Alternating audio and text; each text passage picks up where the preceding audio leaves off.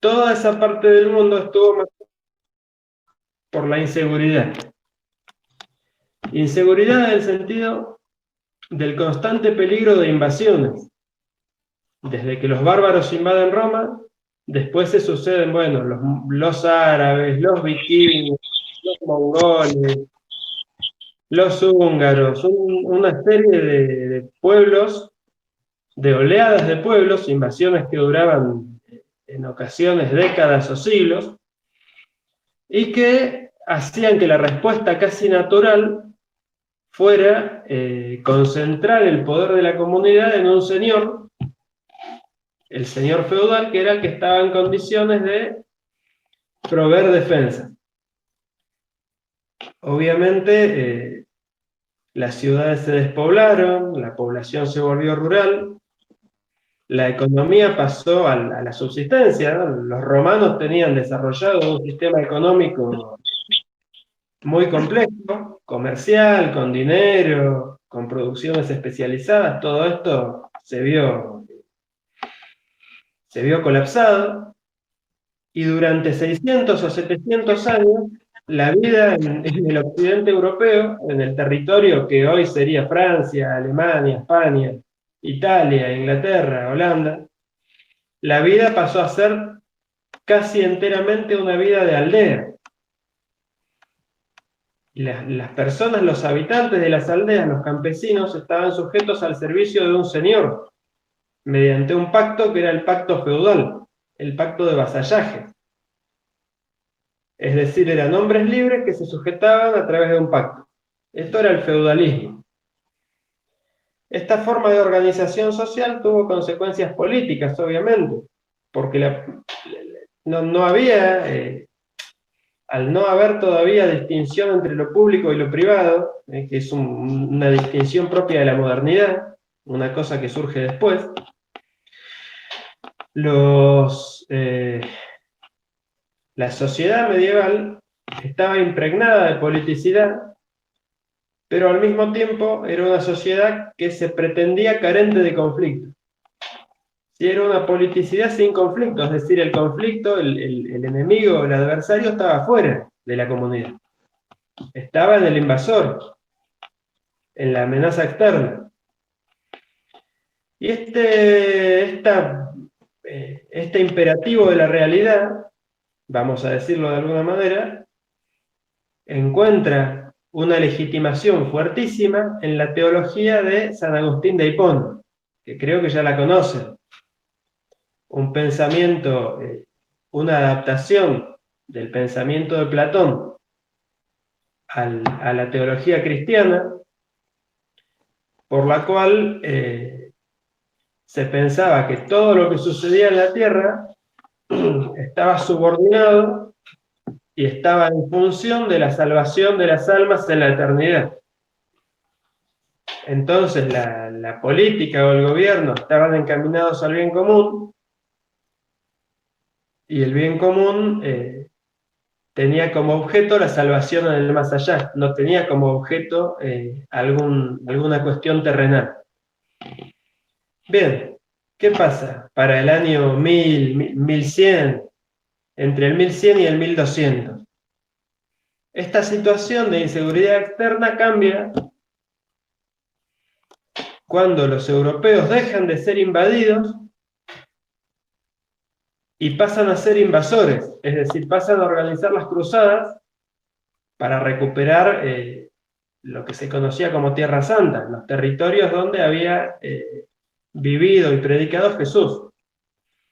¿Sí? La Edad Media es un periodo fuertemente religioso en Europa, teocéntrico se le llama. La vida en la Tierra, la vida del ser humano estaba entendida en función de Dios, en función del más allá.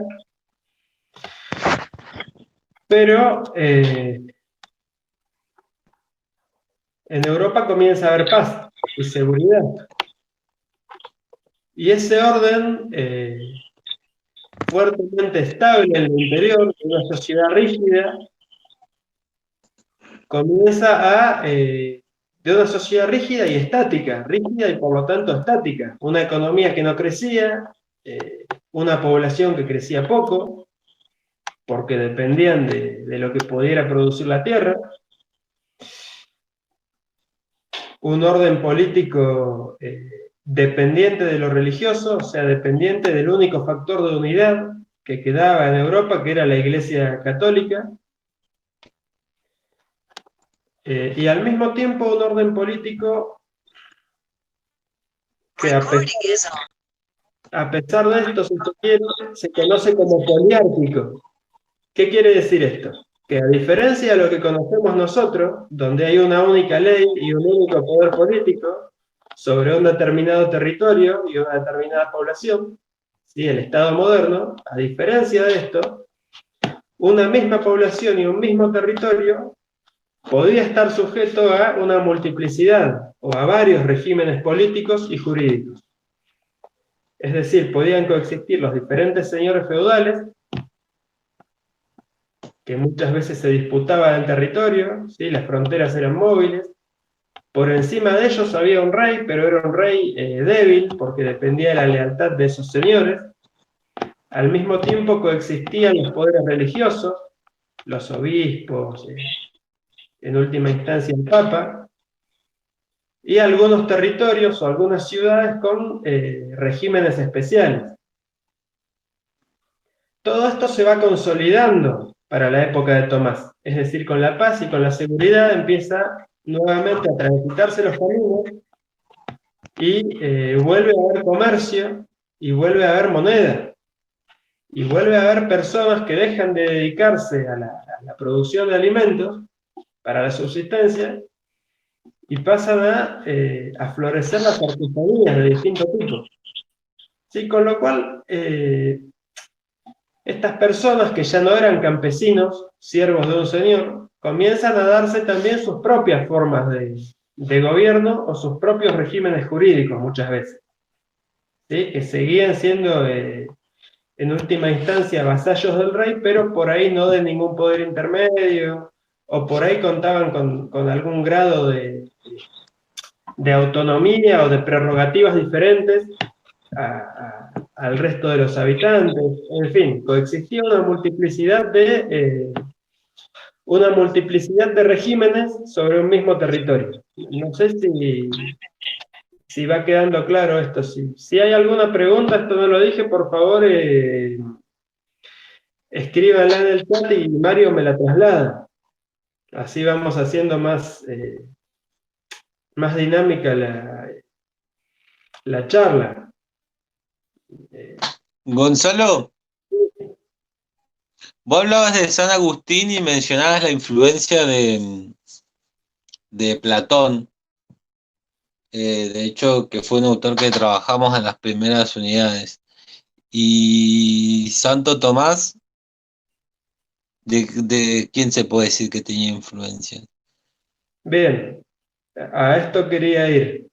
Santo Tomás, en esta época, en una época donde también comienza, primero, durante estos 600 o 700 años, la Iglesia Católica guardó celosamente el conocimiento en el interior de los monasterios, porque la totalidad de la sociedad estaba amenazada. Ya para el año 1200, esa amenaza deja de existir y comienza a haber un intercambio pacífico con otras culturas, fundamentalmente con los musulmanes, que tenían muy desarrollada la filosofía, con los judíos y con el Imperio Romano de Oriente, que si bien la parte occidental de la Iglesia Católica había dejado de estudiar a los clásicos griegos y romanos, la parte oriental del imperio los tenía vigentes todavía. Santo Tomás de Aquino traduce la obra de Aristóteles del griego al latín y logra una síntesis entre el pensamiento político, social y filosófico de Aristóteles, que era, si se quiere, el más desarrollado de la antigüedad clásica, con la teología cristiana. Santo Tomás de Aquino, sin renegar de Platón, recupera a Aristóteles Y logra, por esto se dice que el pensamiento de Tomás es la culminación tanto del pensamiento medieval como del pensamiento católico. Vamos a ver que después de Tomás la Edad Media continúa, casi por 200 años. Sin embargo, ningún pensador medieval logra superar su filosofía. Y vamos a ver que la Iglesia Católica como entidad, como institución, perdura hasta nuestros días, pero ningún pensador de la Iglesia Católica, ningún teólogo, ningún filósofo logra superar el pensamiento, la profundidad del pensamiento de Tomás de Aquino en casi 800 años, desde que Tomás escribió y vivió y murió. ¿Sí? ¿Qué sucede? Recordemos que para Platón, partamos de la teoría del conocimiento, para Platón había una distinción tajante entre lo sensible, que era cambiante, que era transitorio, que era subjetivo, que era el reino de la opinión, y lo espiritual o intelectual, el mundo de las cosas y el mundo de las ideas. Lo puro, lo perfecto, la verdad y el bien estaban en las ideas, que solamente se podían conocer mediante la razón, y lo que se podía conocer mediante los sentidos no era verdadero para Platón. Esto, obviamente, esta percepción acerca del conocimiento, acerca de la realidad, va a enmarcar todo su pensamiento social y político. Y en una época de crisis, como es la época en que escribió Agustín, va a ser compatible y va a permitirle, desde la doctrina cristiana a Agustín, explicar la crisis a partir de la mundanidad.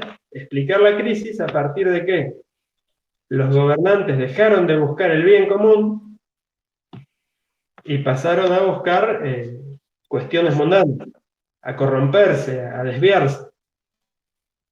Bien, todo esto tiene sentido en una época donde lo que había que hacer era resguardar la comunidad.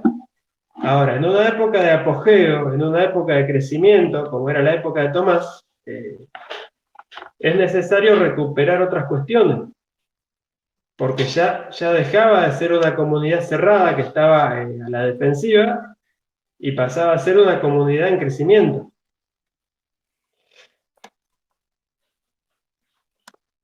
Entonces, Aristóteles, no sé, creo que lo recuerdan y que lo han trabajado, tiene una teoría del conocimiento diferente, se aparta de Platón, y plantea así, obviamente, que el conocimiento teórico, el conocimiento de las ideas, es más elevado, porque son ciencias de la generalidad, pero no hay una separación, sino que hay un continuo entre el conocimiento teórico, que era la lógica, las matemáticas, el conocimiento de lo que Aristóteles llamaba las ciencias prácticas, que era lo que se enmarca en la praxis humana, la política, la ética, la práctica del hombre en sociedad, y los saberes técnicos,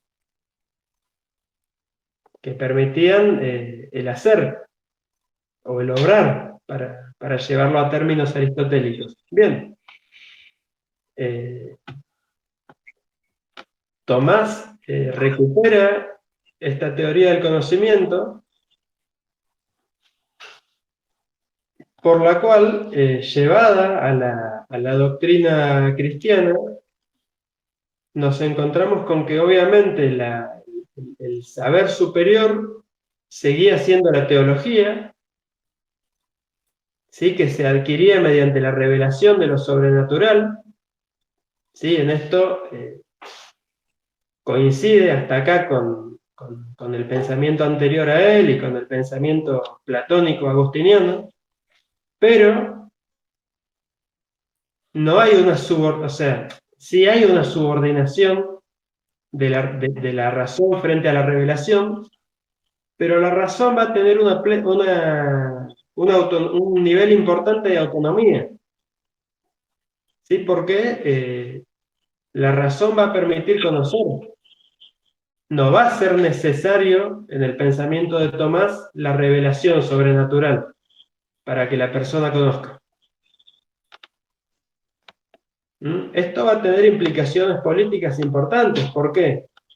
Porque un teólogo es necesariamente cristiano, pero un filósofo no. Un hombre de ciencia puede ser cristiano como puede ser pagano. ¿Sí? Entonces, si el bien se puede conocer mediante la revelación, pero también se puede conocer mediante la razón, el bien y la verdad, resulta ser que los paganos pueden tener una sociedad justa, tanto como una sociedad cristiana. ¿Sí? Por lo tanto, no va a haber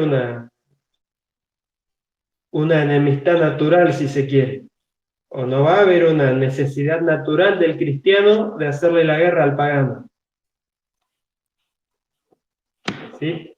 Por lo tanto, comienza también con Santo Tomás a insinuarse las primeras fuentes de lo que se conoce en ese tiempo como el derecho de gentes, que era un derecho común a todos los hombres, desprendido del derecho natural, que es el antecedente del derecho internacional. ¿Sí? Principios generales que servían para todos los habitantes del mundo.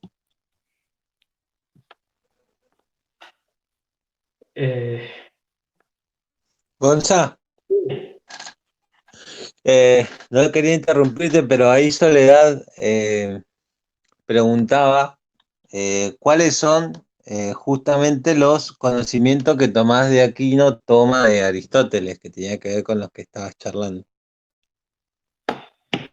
Bien, gracias Sole, bueno, qué bueno reencontrarnos acá. Santo Tomás traduce o recupera toda la obra de Aristóteles, ¿sí? No es que toma un conocimiento en particular, y la obra de Aristóteles es amplísima, ¿sí? De hecho, nosotros en la carrera vemos la parte que se refiere a la política y a la ética, pero Aristóteles escribe de física, de metafísica, de medicina natural, de botánica, de historia, un montón de cuestiones, que era un conocimiento que en la Edad Media prácticamente era desconocido, se había perdido. Tomás lo trae, ¿sí? Pero lo más importante, al menos en cuanto a sus implicaciones políticas, es lo que se deriva de pensar esto, ¿no? De pensar que las diferentes ramas del conocimiento y los diferentes niveles del conocimiento, y sobre todo el conocimiento de lo sensible o de las cosas de la naturaleza y el conocimiento de lo espiritual, o sea, de las cosas de Dios, no estaban separados, sino que estaban conectados entre sí. Y que si bien el conocimiento de Dios, obviamente, lo iba a poder adquirir el creyente, el conocimiento de la naturaleza lo podía adquirir cualquier criatura humana, porque todos formamos parte de la naturaleza.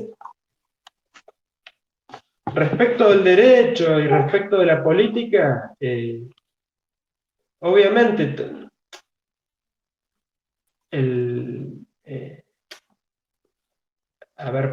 para Tomás, el mundo está regido por Dios, obviamente, ¿sí? Pensemos en una sociedad profundamente religiosa. Dios dicta una ley eterna, ¿sí? Porque esto también es importante, digo, Tomás reivindica el papel de la razón dentro de la teología. En esta época se debatía, o sea, se preocupaban mucho los teólogos medievales acerca del papel de la razón y el papel de la voluntad en la obra de Dios. ¿Sí?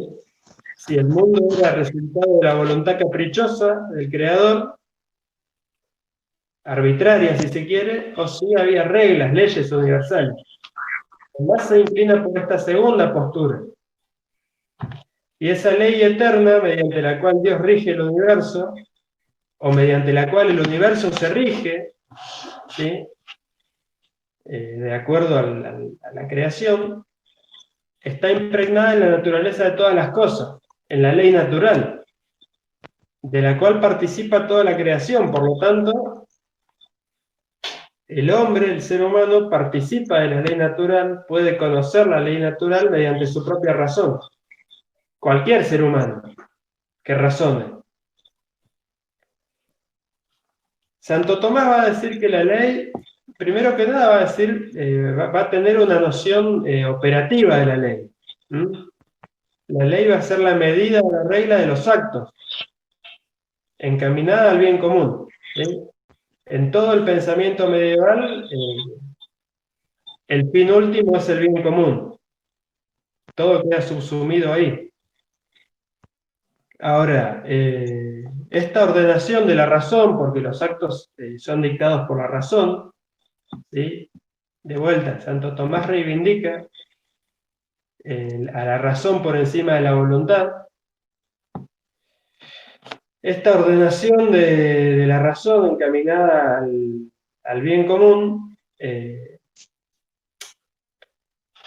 va a ser justa en tanto y en cuanto esta ley positiva, esta ley humana que se dicta en los hombres en cada lugar y en cada tiempo, se corresponda con la ley natural, y por lo tanto con la ley eterna. ¿Sí? Entonces hay un concepto muy importante que es diferenciar la ley positiva, ahora hablamos de ley positiva, ¿sí? La ley que escriben los hombres, de la justicia. ¿Sí? La justicia va a ser una cuestión más profunda, una cuestión que se deriva de Dios, que tiene que ver, acá retoma el concepto romano, la justicia como el dar a cada cual lo que le corresponde por derecho, ¿sí? Pero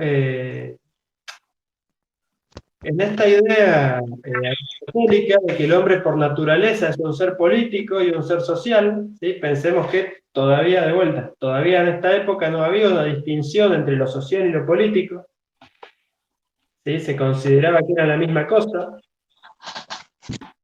¿sí? La idea de que hay una sociedad civil por un lado y una sociedad política por el otro es muy posterior. Todavía no, en tiempos no estaba desarrollado este pensamiento. En la política impregnaba todo lo social. No estaba desarrollada la idea de una privacidad sustraída de lo político. Entonces, en esta idea, lo general, lo comunitario surge naturalmente. ¿Sí? No hay una idea de que la sociedad surge de la elección. Después van a ver en Teoría Política y Social 2, en el cuatrimestre que viene, van a encontrarse con el pensamiento de los contractualistas.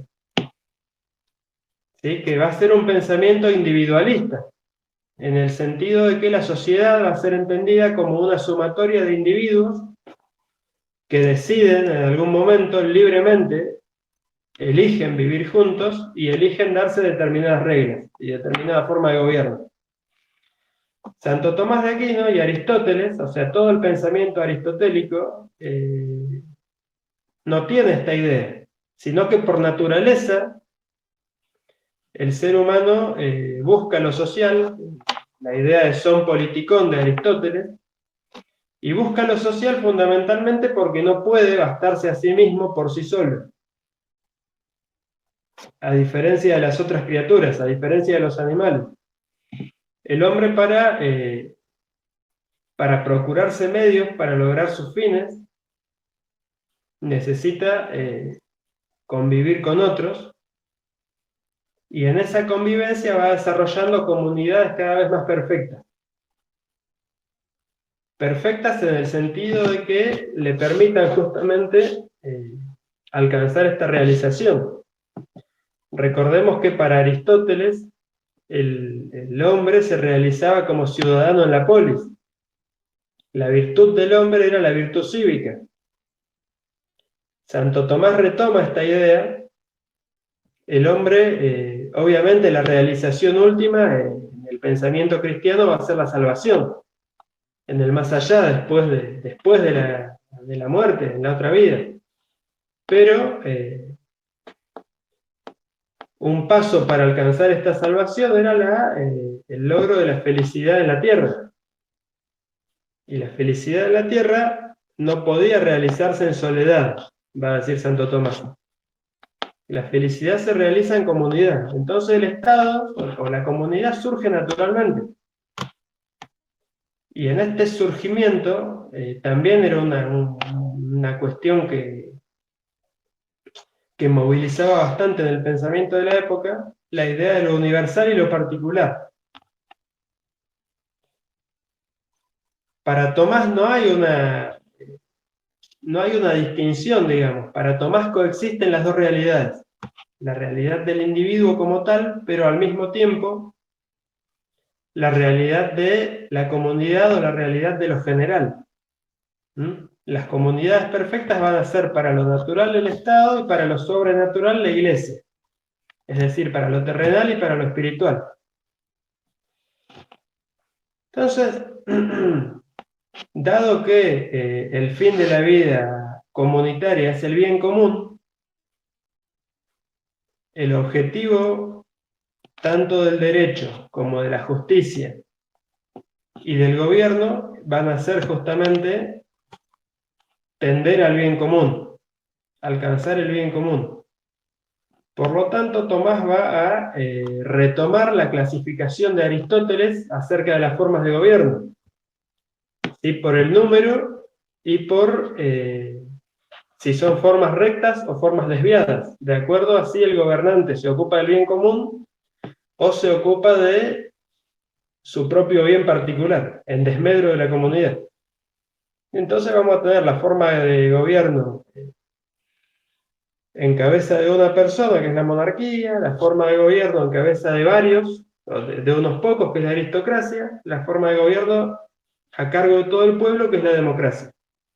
O sus formas desviadas, o injustas, o degeneradas, que son la tiranía, la oligarquía y la demagogia. Ahora lo importante acá es que la ley de la tierra, la ley positiva, emana de Dios, ¿sí? Pero para ser válida, tiene que ser promulgada por la comunidad o por los representantes que están al cuidado de la comunidad. Es decir, en esta época, como dije al principio, comienzan a surgir formas de gobierno ascendentes. ¿Esto qué quiere decir? Comienzan a surgir entidades, instituciones, donde las decisiones se tomaban de manera colectiva. Obviamente predominaban las monarquías, predominaban los gobiernos de los príncipes. De hecho, si bien Santo Tomás no desarrolla, no escribe libros, tratados de política, sino que su pensamiento político está impregnado a lo largo de sus obras, pero tal vez la obra donde este mejor se desarrolla es justamente el opúsculo sobre el gobierno de los príncipes. Santo Tomás va a decir que va a recomendar la monarquía como la mejor forma de gobierno, un poco a imitación de lo que ocurría en el universo, ¿sí? Donde había un creador que gobernaba, ¿sí? Además pensando que el bien común, o la paz, o la unidad de la comunidad estaban mejor garantizados cuando gobernaba uno solo, pero va a ser un defensor relativo de la monarquía, o sea, va a entender lo mismo que Aristóteles, que no hay una única forma de gobierno válida, sino que es probable que haya una mejor forma de gobierno para cada comunidad, ¿sí? O que la misma forma de gobierno pueda funcionar bien en una determinada comunidad y mal en otra. Y además, obviamente, como el monarca tenía que gobernar en miras del bien común, y como la que participaba de la ley es toda la comunidad, va a plantear que para que el monarca no se convierta en tirano, tiene que haber un cierto control comunal. Entonces, Tomás va a tener una teoría descendente del poder, al igual que San Agustín, ¿sí? El gobierno vertical de arriba hacia abajo, pero también va a plantear una teoría ascendente, de alguna manera legitimando las nuevas instituciones que iban surgiendo. Llámese los gremios, las corporaciones, los municipios. En esta época iban surgiendo las primeras universidades también, que los años antes, con instancias también, de alguna forma, participativas.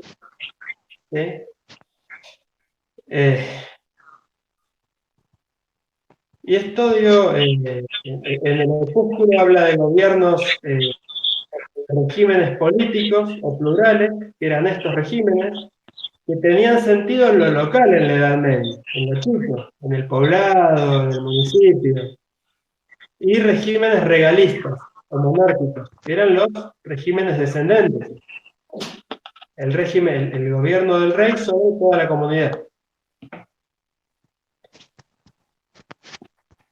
¿Qué pasa con esto? Digo, vámonos 200 o 300 años más tarde a España, donde están surgiendo, al igual que en toda Europa, monarquías fuertes, ¿sí? A diferencia de lo que pasaba en la época de Tomás, donde, como dijimos, el orden social era feudal y era sumamente estable y sumamente rígido, y el orden político era poliárquico, es decir, coexistían una multiplicidad de poderes. Esto se conoce como sociedad estamental también, donde la representación política tenía que ver con la función que cada sector ocupaba. Los religiosos, o sea, los eclesiásticos tenían su representación, los caballeros o los aristócratas tenían su otra representación, los pueblos libres tenían su representación, etcétera, etcétera. Cada uno de estos sectores tenía su propio régimen jurídico. Esto se conoce como derecho estamental. No había una ley única para todos, general, como tenemos ahora. Trasladémonos a España entonces, año 1500, 1550, el gran imperio español sobre el cual no se ponía el sol, ¿sí? Con dominios sobre América, sobre Alemania, sobre las Filipinas, y donde en toda Europa estaban surgiendo monarquías fuertes, centralizadas, y estados nacionales con fronteras definidas. Y creo que en la próxima unidad vamos a estudiar la Reforma Protestante, Martín Lutero, ¿sí? Esa idea de unidad basada en la Iglesia Católica y regida por el Papa estaba desapareciendo. ¿Sí? Esa idea de la autoridad universal de la Iglesia Católica desaparece. Y van surgiendo teorías políticas que legitiman el absolutismo monárquico. Van surgiendo teorías políticas que justifican el derecho del rey a gobernar de manera absoluta, sin ningún tipo de control.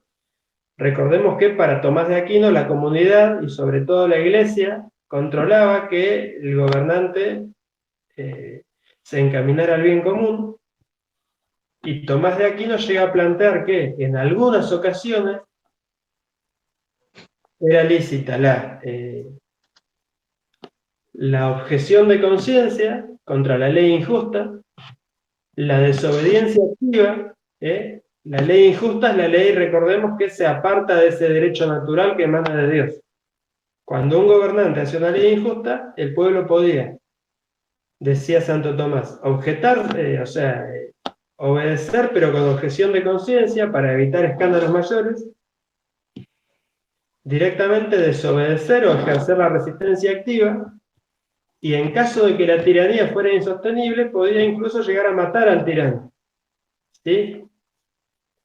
Siempre que el asesinato del tirano no trajera males mayores, ¿sí? Siempre el objetivo era el bien común. ¿Qué pasa? este tiranicidio era legítimo cuando era producto del pueblo, es decir, del acuerdo de las representaciones de los estamentos. No es que un individuo solo podía tomarse la atribución de poner al gobernante en nombre del bien común, de ninguna manera. Pero abre las puertas en una época marcada por el autoritarismo y marcada por la idea del poder como algo descendente. Tomás de Aquino abre las puertas para pensar que el poder, o que el depositario último del poder, no es el monarca, sino el pueblo. ¿Sí?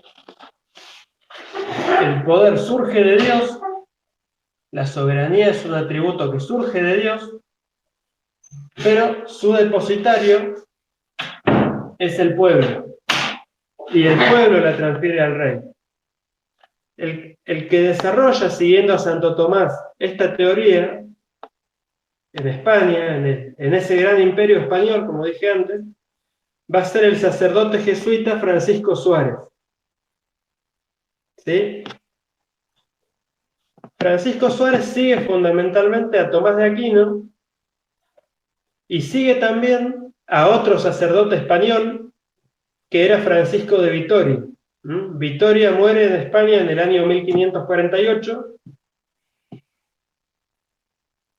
y Suárez nace en España al mismo tiempo, si no se llegan a conocer. Vitoria era un célebre humanista de la época que fundamentalmente escribe sobre teología, derecho y moral.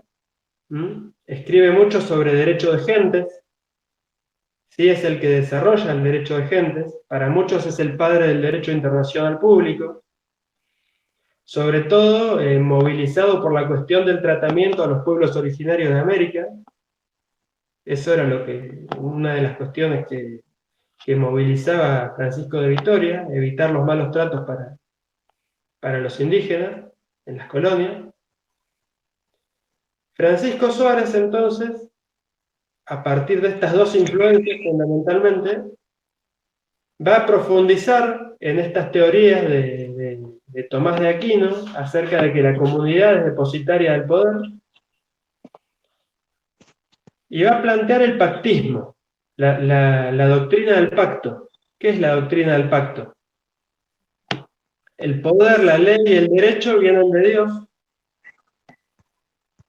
Todavía seguía pensando que el Estado surge naturalmente, ¿sí? No hay una creación del Estado, no hay un momento creador del Estado, sino que el Estado surge naturalmente por agregación, ¿sí? Lo mismo que pensaba Aristóteles. Un conjunto de familias forman una aldea, un conjunto de aldeas forma la ciudad, un conjunto de ciudades forman el Estado. Bien, el poder viene de Dios, el depositario del poder, así como el depositario original de la ley, es el pueblo. El pueblo, en busca de la mejor forma de gobierno, delega, si se quiere tácitamente, el poder en el rey o en un gobernante. Ahora, en caso de vacancia, o en caso de imposibilidad de gobernar, o en caso de que el gobernante se apartara del bien común, ¿sí? Recordemos que si el gobernante se aparta del bien común y gobierna injustamente, el pueblo tiene derecho a desobedecerlo. Entonces, en estos casos, el poder vuelve al pueblo. Y cuando el rey se muere, incluso la sucesión, que era de padres a hijos, para Suárez dependía del consentimiento del pueblo. ¿Sí? No es que el hijo del rey heredaba simplemente por ser hijo de su padre. Heredaba porque el pueblo estaba de acuerdo.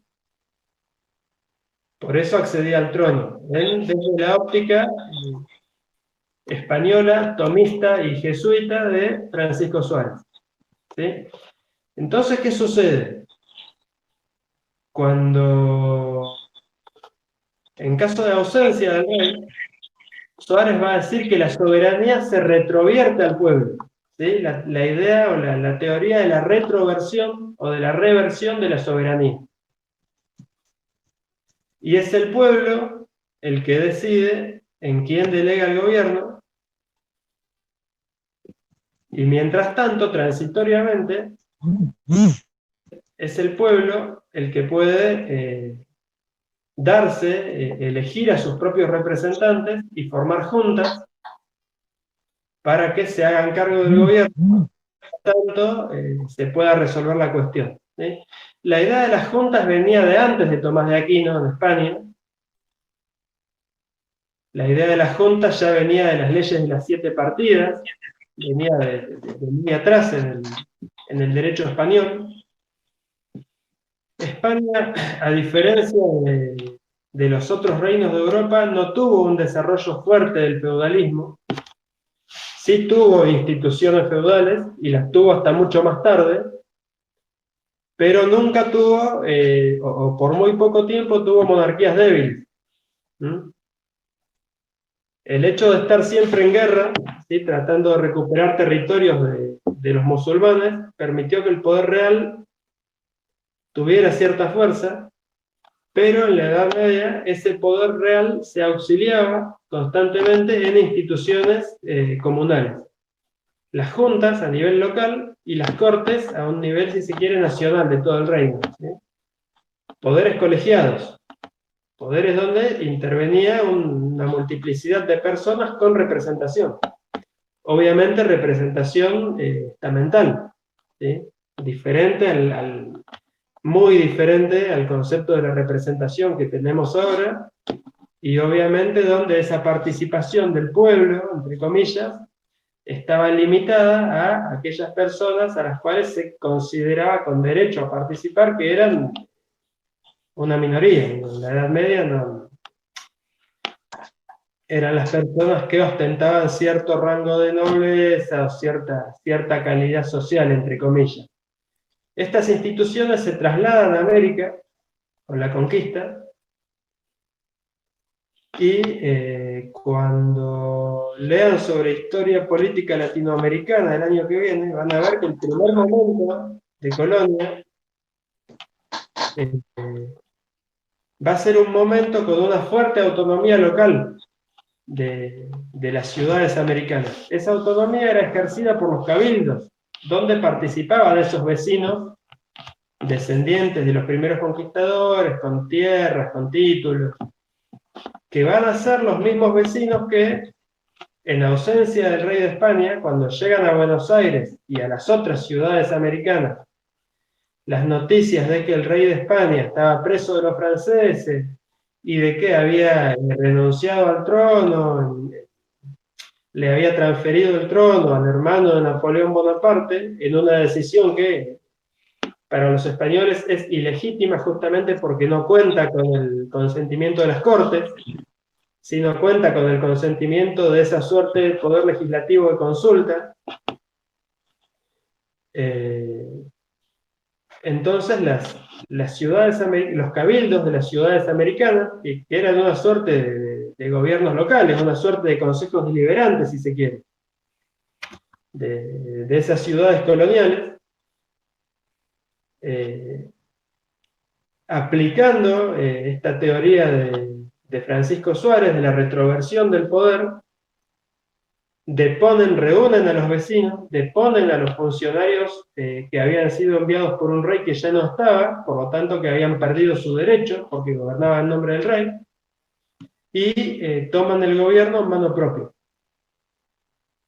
Obviamente los integrantes de estos cabildos, que eran hombres de la Ilustración en gran medida, también habían leído a Rousseau, también habían leído a Montesquieu, también habían leído a Locke, pero fundamentalmente eran españoles nacidos en América, si se quiere, educados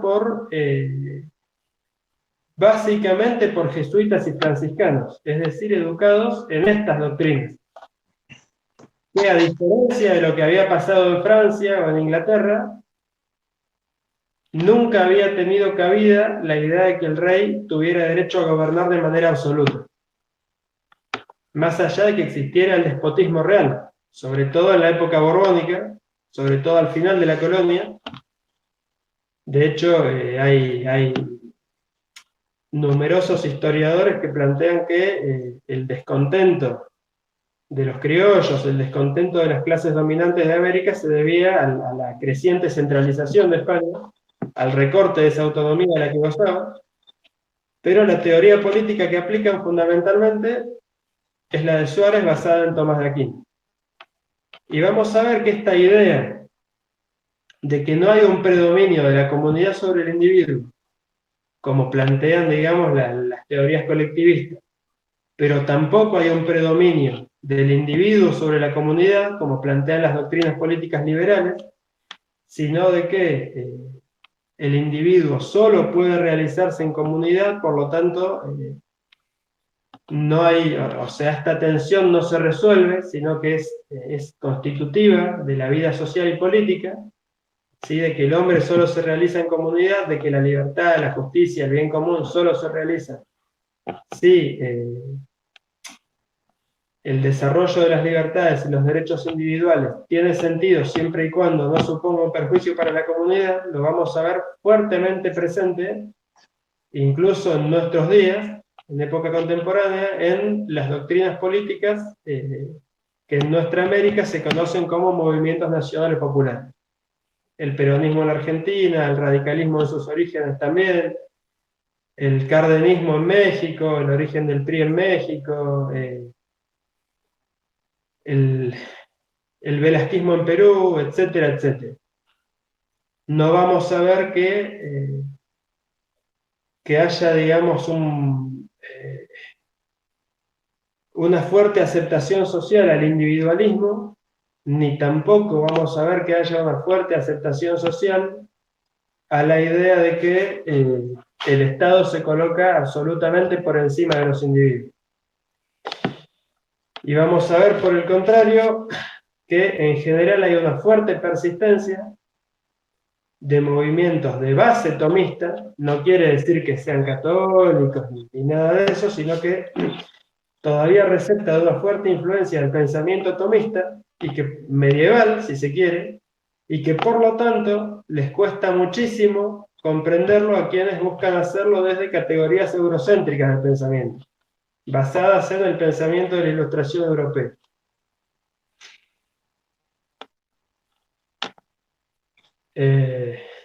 Bueno, seguramente me han quedado cosas pendientes y fue un poco rápido porque es amplísimo el tema.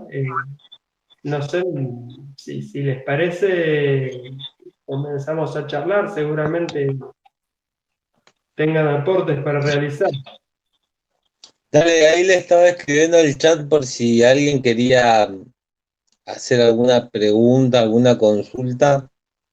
La verdad que sí, Gonzalo, pasaste por muchos lugares y está bueno porque pudiste relacionar a Santo Tomás y a San Agustín con Platón y Aristóteles, que nosotros los trabajamos en las primeras unidades, pero también la relación, ¿no?, con los pensadores que vienen posterior y sobre todo con América Latina, con los procesos latinoamericanistas. Acá hay una pregunta o un comentario, creo que es de Rocha, ¿no? Dice, ¿este pensamiento tomista tiene algo que ver con los jesuitas en la Argentina? Es decir, la influencia que estos tuvieron en especial en la zona de las misiones. Sí, totalmente, totalmente. Muy, muy buena la pregunta y la vinculación, y sí, totalmente. Es decir, esa idea del desarrollo de una comunidad fuerte, donde en las misiones, si bien, a ver, el gobierno de las misiones estaba a cargo obviamente, de los padres, de los sacerdotes, pero en el caso de las misiones jesuitas, con una participación comunitaria, con una participación de los indígenas, de los pueblos originarios que eran evangelizados en la toma de decisiones, sobre todo, como dije antes, de los asuntos más domésticos, de los asuntos más cotidianos. ¿Sí? Por ahí los grandes asuntos quedaban en manos del poder vertical descendente, pero los asuntos cotidianos del día a día estaban sujetos a estas intervenciones, a estas deliberaciones comunitarias. Pero aparte de las misiones, los jesuitas tuvieron, al ser una orden que se dedicó fundamentalmente a educar, los jesuitas tuvieron,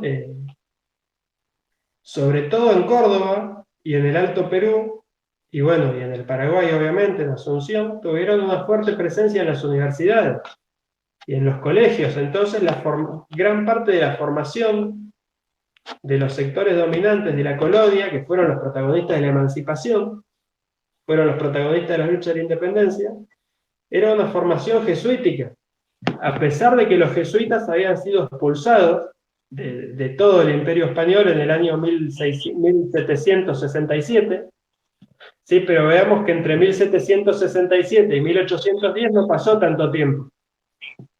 Entonces esa ideología siguió impregnando la educación y siguió presente digamos, en la cotidianidad de los habitantes del virreinato, ¿sí? Sobre todo de los sectores ilustrados, que antes, o de los sectores dirigentes, de los vecinos, etcétera, etcétera. No es casual tampoco que en el día de hoy, digo, todo este pensamiento lo encontramos muy presente en el Papa Francisco también. No es casual, digo, un Papa jesuita y argentino. Claro. Bien, ¿alguien más? ¿Alguien más quiere consultar algo? O pueden agregar algo también a lo que Gonzalo desarrolló, pueden agregar algo, pueden comentar algo. Si hay algo que no haya quedado claro, estamos para charlarlo. Si queremos aprovechar un poco más a Gonzalo, es el momento para... Lo pueden cuestionar también, yo siempre digo, pueden, pueden cuestionarlo. Lo conozco y sé que va a soportar los palos. Hay derecho de resistencia. No, nadie quiere ni siquiera criticarlo. No, entonces fui poco claro, fui malo en la exposición. Sí, no, estuvo buena la relación, ¿no? Con la actualidad también. Porque por ahí, lo decía el otro día con San Agustín, uno cuando empieza a cursar teoría política y ves que en el programa está San Agustín, Santo Tomás, Lutero, por momentos parece, además uno va a las obras y el pecado original, la ciudad de Dios, muchos conceptos propios, ¿no? Del contexto fuertemente religioso que comentabas vos, Gonzalo, y por ahí uno dice, bueno, ¿qué tiene que ver Tomás de Aquino o Agustín de Hipona con la teoría política, ¿no? ¿Qué relación tienen o qué aportan? ¿Por qué están ahí? Por eso está bueno, ¿no? Este correlato con los pensadores previos y los que lo siguieron en el pensamiento. Sí, y Dice, también cómo estas líneas de pensamiento, estas diferentes líneas de pensamiento van influyendo en las diferentes interpretaciones de la realidad y en las diferentes acciones en consecuencia. Cómo cada sector, cada grupo político, cada sociedad actúa, pretende intervenir sobre la realidad de diferentes maneras, ¿no? Veamos que, por ejemplo, nuestras sociedades, digo, si bien hoy por hoy estamos fuertemente secularizados y la idea de lo religioso prácticamente no está presente en lo público, ¿sí? Pero veamos que en las sociedades de raigambre católico, ¿sí? En América Latina y demás, siempre hay sectores sociales que se consideran con derecho a cuestionar a la autoridad por considerar injustas sus disposiciones. ¿Sí? bien, mira, Hay niveles de acatamiento político más bajos que en las sociedades de Europa del Norte, por ejemplo, o de América del Norte. Y esto tiene claro, que ver con un sustrato ideológico fuertemente tomista, donde pensamos que si el gobierno no hace lo que queremos que haga, se aparta del bien común. Entonces nos consideramos con algún derecho no solo a disentir, sino a desobedecer, que no es lo mismo. Una cosa es la libertad de opinión y de disentir, y otra cosa es considerarme con derecho a pensar que yo puedo desobedecer la ley porque no me parece justo lo que propone. Bueno, ayer en los medios todo el día discutieron en relación a la marcha en el obelisco, ¿no? Y los inconvenientes que hubieron. Bueno, a ver, estas cosas, digo, pues por ahí dicen, no, esto en el primer mundo no pasa. Y es cierto. No digo que seamos mejores o peores, digo que en sociedades cuyo sustrato ideológico político no es tomista, sino que es o ilustrado, o luterano, o kantiano, si se quiere, esta cuestión no sucede, digamos. Esta Claro, idea sí, tomista de que hay una comunicación entre los diferentes ámbitos, entre las diferentes esferas, lo político, lo jurídico, lo ético, el derecho natural y lo divino o religioso, en sociedades más secularizadas no sucede, dejó de suceder.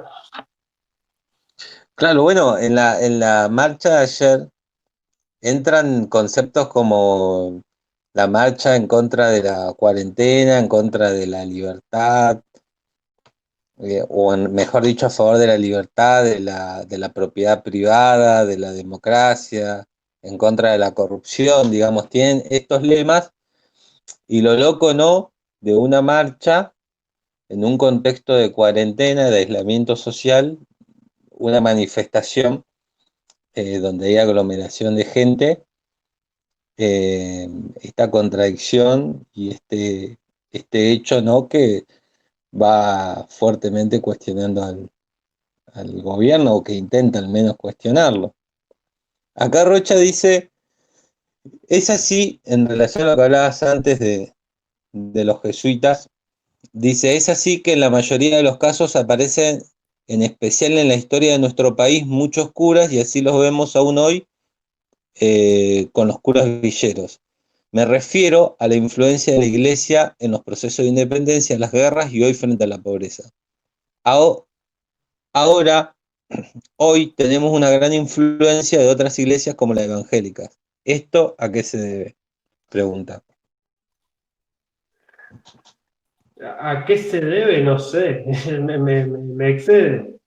Ahora, veamos que las iglesias evangélicas que surgen, digamos, después van a ver Martín Lutero, el protestantismo surge en Europa del Norte, en Alemania, se extiende fuertemente, sobre todo bueno, en el norte de Europa y en Estados Unidos, en un primer momento, ¿sí?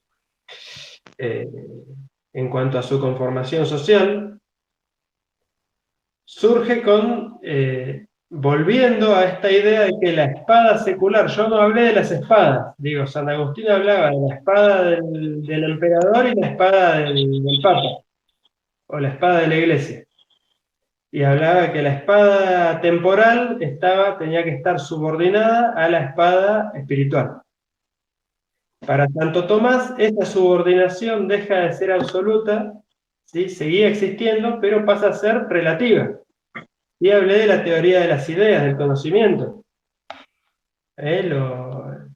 Lo que se conoce mediante la razón está subordinado, ¿sí?, en última instancia, a lo espiritual, pero con un grado de autonomía importante. Por eso decíamos que un gobernante pagano podía ser un buen gobierno, porque podía participar no de la revelación de Dios, pero sí de la justicia. Martín Lutero, con la Reforma Protestante, plantea la completa independencia de las dos espadas, es decir, plantea que el poder espiritual no tiene derecho a meterse, a inmiscuirse en las cuestiones de gobierno del mundo terrenal, y al mismo tiempo, en una época de fuerte interés de los monarcas por imponer una religión oficial, Martín Lutero plantea que el gobierno no tenía derecho, o sea, tenía todo el pueblo debía obedecer de manera absoluta al gobierno en cuestiones terrenales, pero el gobierno no tenía ningún derecho a inmiscuirse en cuestiones espirituales, por ejemplo, a imponer una creencia. ¿Sí? Entonces, vamos a ver que las iglesias evangélicas basadas fuertemente, no en su totalidad, pero sí en buena medida en la reforma luterana, digo no en su totalidad porque hubo otros reformadores y lo siguen habiendo al día de hoy. Se pueden constituir como sujeto con influencia política en sociedades como Argentina, como Brasil, en sociedades con raigambre católica, paradójicamente. Ahora no vamos a ver a las iglesias evangélicas como actores políticos en los países de conformación evangélica, en general. No vamos a ver en Alemania, o en Estados Unidos, o en Suecia, o en Sudáfrica, por ejemplo. No vamos a ver que surjan pastores evangélicos con intención de influir desde el púlpito, desde los sermones, desde la doctrina, en la forma de gobierno, como sí lo hacen en nuestras sociedades los pastores, tanto evangélicos como católicos. Sí tiene más que ver con la conformación social que con la religión en sí misma. Para mí, es una opinión personal. Bien. Un tema Bueno, no es teológica la respuesta, es sociológica. claro, claro, sí, pero bueno, en relación a la consulta de Rocha, bueno, hay que partir justamente de Lutero y la Reforma Protestante, ¿no? Y el rol Total. que van a empezar a ocupar en las sociedades denominadas modernas. Bueno, exacto. Dice, yo me refiero, dice Rocha, yo me refiero a lo que estamos viendo en América Latina. Un caso es la influencia religiosa en Brasil. Bueno, claro. Pero además es notorio que incluso una misma iglesia, como puede ser la católica, o como puede ser la pentecostal más en nuestros días, o demás, vemos pastores que, o sea, no hay una única corriente política al interior de la misma iglesia, digamos. Vemos que han habido a lo largo del tiempo sacerdotes católicos, obispos, sobre todo la jerarquía católica, que en general ha sido conservadora y reaccionaria, fuertemente reaccionaria, y vemos al mismo tiempo que dentro de la Iglesia Católica surge el movimiento de sacerdotes del tercer mundo, la teología de la liberación, ¿sí? Ya con una línea revolucionaria, y en nuestros días el movimiento de curas villeros, que si se quiere es un desprendimiento, una actualización del movimiento de sacerdotes del tercer mundo de la década del 60 y el 70. Entonces vemos que coexisten las dos tendencias.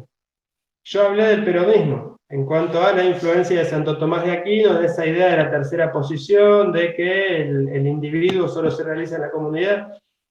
Vamos a ver que en 1955 el eslogan de la Revolución Libertadora era Cristo vence, y el argumento era derrocar a la tiranía, basados también en Claro. un pensamiento tomista.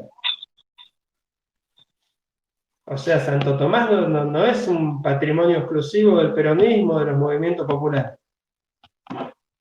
Está fuertemente imbuido en nuestra formación política e instintiva, si se quiere, porque muchas veces no nos lo enseñan, pero está presente en la forma de entender la política de las sociedades latinas, con sus Muy bien. desventajas también. Bueno, ahí justamente Rocha pregunta, ¿el peronismo está influenciado por la doctrina social de la Iglesia? Yo creo que sí, completamente.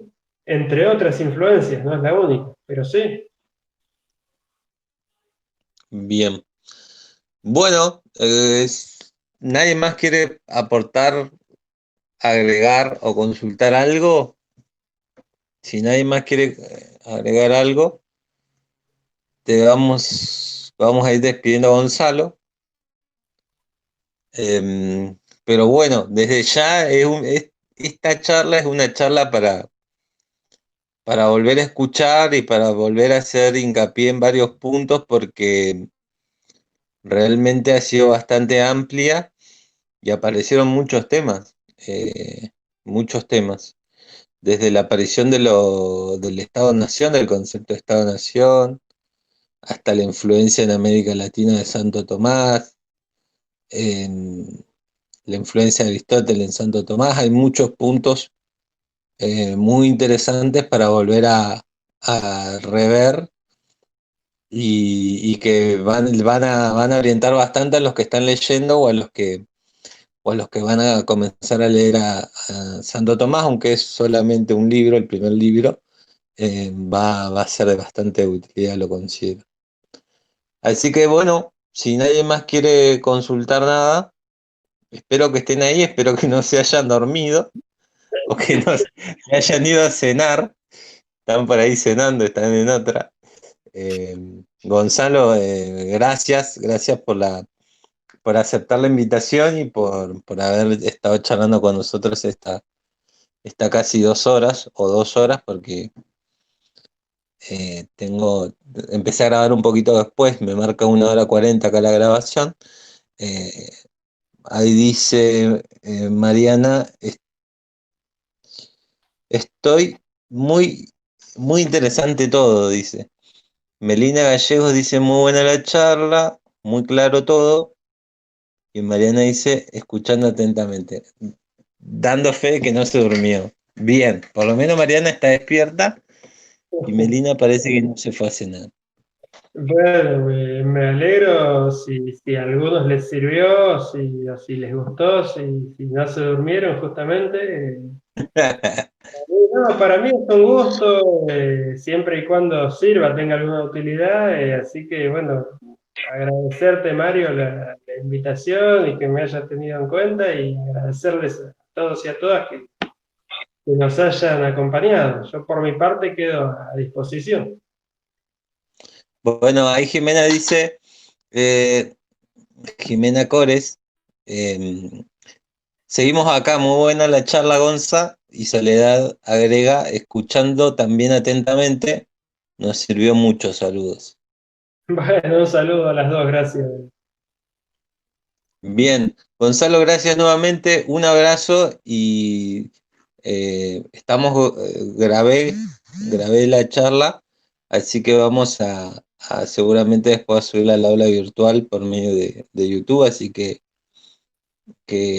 ahí después te la paso una vez que la subo. Bueno, Así gracias. la tenés también. Un Un abrazo. abrazo, Gonzalo, y gracias a todos por participar. Juan y Lastra dice, muy buena la charla, gracias, Gonza. Abrazo. Eh, Abrazo para todos, seguimos en contacto y seguimos hasta agosto, seguimos con la materia. Así que a no bajar los brazos, que estamos en las últimas semanas de la cursada. Abrazo y seguimos leyendo.